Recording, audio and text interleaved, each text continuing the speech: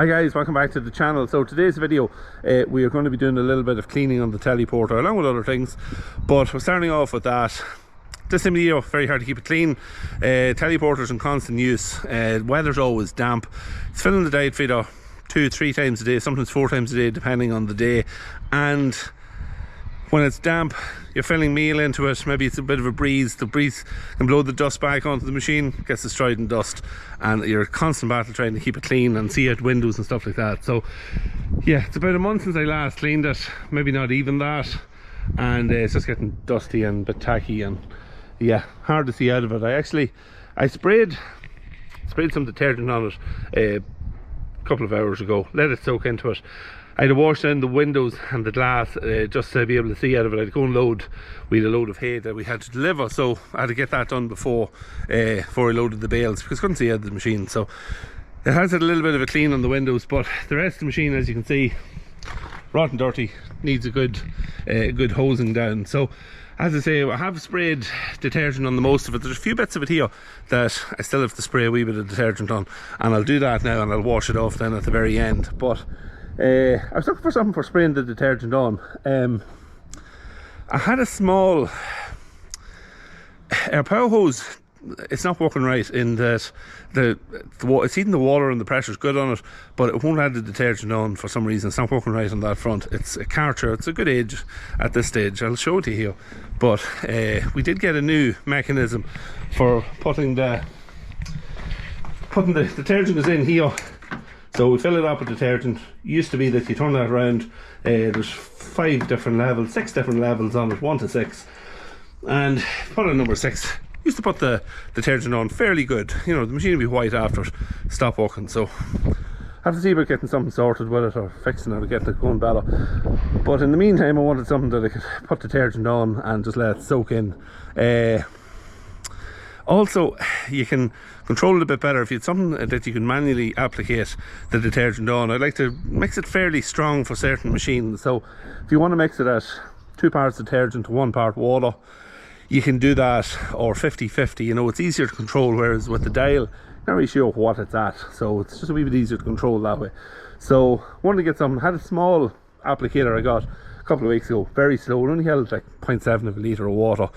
Seemed to be constantly filling it up. It was a nightmare. But come across this one here, purchased it myself. Little Silage machine, just pump her up. It holds 8 litres of detergent stroke water, so you can pump her up, and puts a nice little spray out there for, you can see it there now, doesn't be long going around and wetting the whole machine.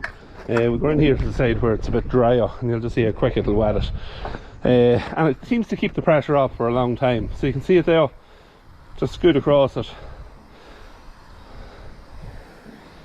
wets the whole machine. I've run the whole machine, done it in a few minutes. Just on the entire machine with it. I lifted the boom up. I'm just going to spray now in around underneath the boom in that area, just, and I'll hose the whole thing down. But really handy little machine, and as I say, it holds 8 litres and keeps the pressure. It's very easy to keep the pressure up on it. You only have to pump it a few times. It'll work for nearly a minute, pump it again, so it works very well. So it's just a different, obviously if the Karcher was working it would be handier, but it's not, so it's just handy that way. So yeah, I'll finish spraying it on and we'll start to wash it down and try and get the machine cleaned up a little bit, that's a bit more respectable. Okay, so we're just about to start washing off the detergent. As I mentioned, it's on for about 2 hours at this stage and it's dried into the machine. Now, as soon as the water hits it, you can see there's a little bit of suds there just starting to appear, and that's just washing, it's just washing it off.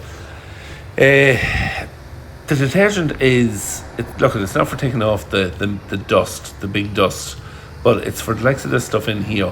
It's the build-up of grime and maybe a little bit of oil or tar and stuff like that that's been building up maybe for a number of months, and you spray it onto it, give it time to soak in, and it just loosens it all up and leaves it easier then to wash off. Now we have got it's a hot power hose that we're using, so that is also a big help. But if you don't let the detergent soak in, it's not going to come off as easily as it's coming off here. In the past, I've been probably guilty of not allowing enough time for the detergent to soak in, and the other thing I'd be guilty of too is not mixing it at a strong enough rate, probably. As I mentioned, it's 50-50 here, water to detergent. But if your machine is really bad, you'll probably better mix it maybe even at 2/3 detergent to 1/3 water, and it gives that extra cut. The other thing you have to be careful of is not to leave it on for any more than a couple of hours, because it can damage paintwork, and you don't want it to do that. So there is a time limit that you can leave it soaking for, but a couple of hours I don't think is going to be too far out of the way. But I wouldn't leave it overnight, or I wouldn't leave it for a whole day. And I'd say in summertime too, maybe in hot weather or direct sunlight, to leave it maybe for a couple of hours wouldn't be great either. So it could just depend on the weather conditions. But yeah, spread it here on the rubber and just around the rim. The rims were really dirty on it, and I was really surprised just on how clean now that it comes up, and really with very little washing. You'll see there, like I'm literally just flicking those around on it, and it's taking it all off. There was actually a build-up by going back to the silage on this here, and yeah, it just takes it all off and leaves the machine in very good, very clean condition. A couple of wee jobs I'm going to do in the teleporter in the coming weeks. One of them is we've got replacement lights for it. You might remember back, must be beginning of last summer, the end of the springtime, things was getting bright, we didn't fit them on it. They're all here in a box, and we're going to get them fitted onto it now for the rest of the winter. So we have 2 new lights here for the front, LEDs, and a whole set of replacement LED lights for they're like a copy of these here lights. So we're going to be replacing those in the next couple of days. So watch out for that. I'll do a video as the crow scare are going off. I'm going to do a video on it when we're fitting them, and I'll show you before and after on them and all that kind of stuff. The other thing that, just a bit of general tidying up to do.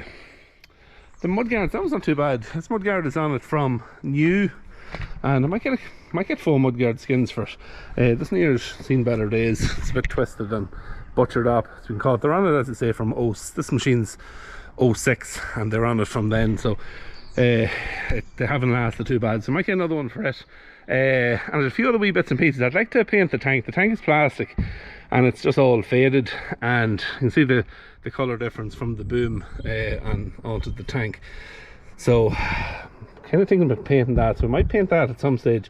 Mightn't happen now, but maybe over the summer when the thing gets a wee bit quieter, I'll whip the tank off. I'm going to paint it, get a new sticker for it here. There's a little diesel sticker here, hydraulic oil sticker there, and there's a John Deere sticker that goes on it there that's just wore off over the years. But I'll do that. And what was the other thing I wanted to do on it? Let me see.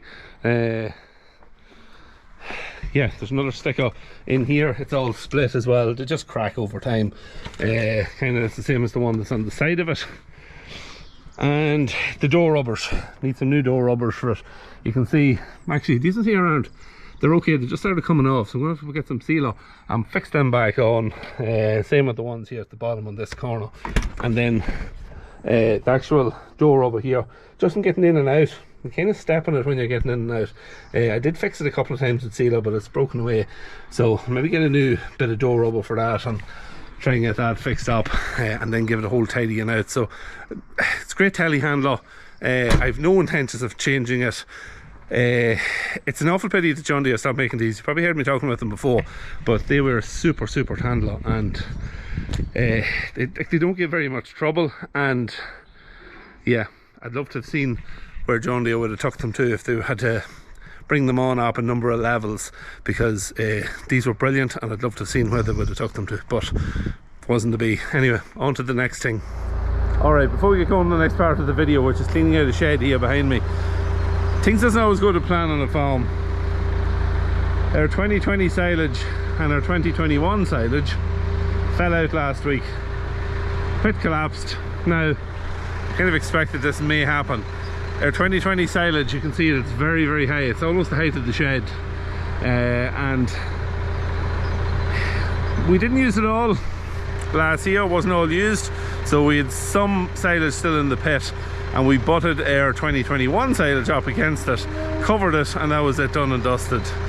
So I kind of expected that it might slip at some point once you get near the end of it. We were into the last, probably the last 8-10 foot before we got to 2020 silage, and even though there was a little step in it, I had it cut out and then it stepped down. It didn't make that much difference. It still collapsed. So last Thursday I seen it start, looked like it was starting to move a little bit. I pulled all the blocks that I'd cut out back from it, and it fell down overnight. So no harm done. Seen it was going to happen, and we're using away at it. Trying to get a wee bit of I'm using the shear grab again to try and cut a bit of a face on it, but it's not easy at the minute because I had actually a bit of a face here on this end of it, and it still fell out. So it's continuing to fall slightly. So we're just going to keep using it. We're using a decent amount of silage anyway. We have a good few cows here and young stock, so we're using plenty of silage at the minute. So we'll get through it. We'll get through it hopefully before it starts to go off. Yeah, we'll get through it. It's not the end of the world, but it's one of them things that happens. All right, the other thing we have to do is we have a shed here that we usually have a couple of cattle in it, maybe an animal with a sore foot or some other health issue. It's nice to have a bedded shed here. It's only a small bedded shed. You can pop 2 or 3 animals into it. It just needs cleaned out, so that's what we're going to do now. Tractor and dump trailer is set up, and we'll put the drone up, get a bit of footage just as I clear it out, and get that done as well.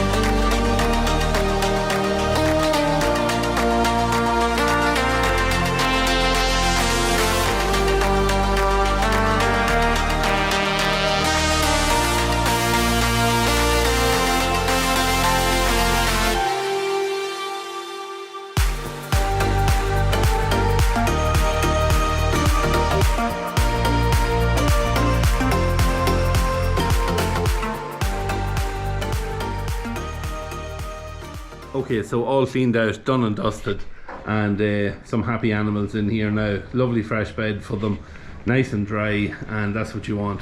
As I say, this is kind of like a sick pen. We've 3 animals in at the minute. One on the extreme left had a sore foot, he's nearly better. He is more or less better, but we're just going to leave him in here on the straw for another while. The stock bull, it's one of our stock bulls. He's had a foot issue for the last couple of years, on and off, and we have been getting his feet paired often, but he just seems, when he's walking, his leg is kind of flicking out to one side, and it's not ideal. He's a big bull. Now, he's able to still walk. He bulled the cows over the last couple of years, but we're afraid of him getting worse, and we don't want that to happen. So we have him in here now on straw. He's putting on weight, and we'll probably send him to the factory when we get him up into a good weight. The other guy there who's laying out stretch, he's a new addition in here. He's got a hurt on a back leg. Now, he's not that lame, he's a little bit stiff, but there's, say one of the other animals maybe studding him or kicked him, and a swelling coming on one of his quarters. So you can see it here. Now, there's good condition on him. We did consider possibly sending him to the factory, but we're afraid of maybe losing that quarter, and he's in no danger of him dying or anything happening to him. So what we're going to do is we'll feed him on for a while and see what happens with him. The swelling will go down at some stage, but it may not be for 6 months. So we'll see. We'll play it by ear at the minute. We'll take him nice and slowly and just see what happens with him. But yeah, he's enjoying life in here on the straw in any case. And yeah, these 3 bulls, there's no fighting, no messing going on with them. They're quite settled, and that's what you want to see. So yeah, you always have different little bits of issues with animals, and to have a bedded shed is a great job. The problem we have is that our bedded shed is too small now at this stage. We use this here. We also use sometimes the cow shed over here. If there's a couple of pens there, we can use those, but we really could do a couple of big loose bedded pens that you could put 10-15 cattle into. You know, cattle with maybe bits of sore feet or issues like that. That some cattle don't like the slats, and a couple of pens like that would be just ideal. The other thing we're going to have a quick look at, we're going to show you the calves that was born about a month ago. We're just going to have a quick look at those, because I always get asked plenty of questions about them. How they're doing, how they're getting on. We'll have a quick look at those. And just to point out, it's 5 o'clock in the evening. It's still bright, which is great to see. The great stretch in the evenings has arrived. It was a lovely bright day today, so you're really seeing the benefits of no cloud cover, and it's really is a lovely evening. So great to see that. Okay, let's go have a look at these calves. Okay, so calves, just bedded these there about 15 minutes ago. A couple of the calves are still running around. One of them is in there asleep, but yeah, calves are doing very well. These 3 heifers, as I mentioned before, they were out of our own herd, so they're sisters, you might as well say, and they're nice and settled. And we were just remarking that with all the issues that you could have with, you know, if you have cows and calves, maybe 3 cows, 3 calves all together, you could see cows fighting, or duncing calves or stuff like that going on. None of that is known here. They were lovely and settled right from the word go, and it's probably down to the fact that they're 3 sisters, the cows. But yeah, calves is doing well. Always great to see. The plan with these will be to get them out as quickly as we can. As soon as the weather comes to a point where we have some grass saved, so as soon as it gets to the point where maybe the weather gets a little bit milder, maybe ground conditions aren't as wet, we'll get them outside. So that's going to be the plan for that, because we want to get this whole area here all cleaned out, maybe wash it, disinfect it down before the calving starts. Calving will kick off around the end of February and early March, so we're hoping that we'll get towards the end of January, early February, in around that time scale, that we'll get a chance to get this cleaned out and get these calves, these early born calves, get them outside. So we'll see how that all works out. May not work out. The weather could work against you and you mightn't get them outside, but we'll see what happens. But that's the plan that we're hoping to do. But yeah, that is it. So that is it for today's video. Hope you enjoyed it. Bit of a mixed bag. Don't forget, if you're not already subscribed to the channel, hit the sub button, ring the little bell beside the sub button, just gives you a notification every time I post a video. Leave a like on the video if you enjoyed it, comment down below if you have any questions or comments you want to make on today's video. That is it for now. We'll see you later in the week. Take care.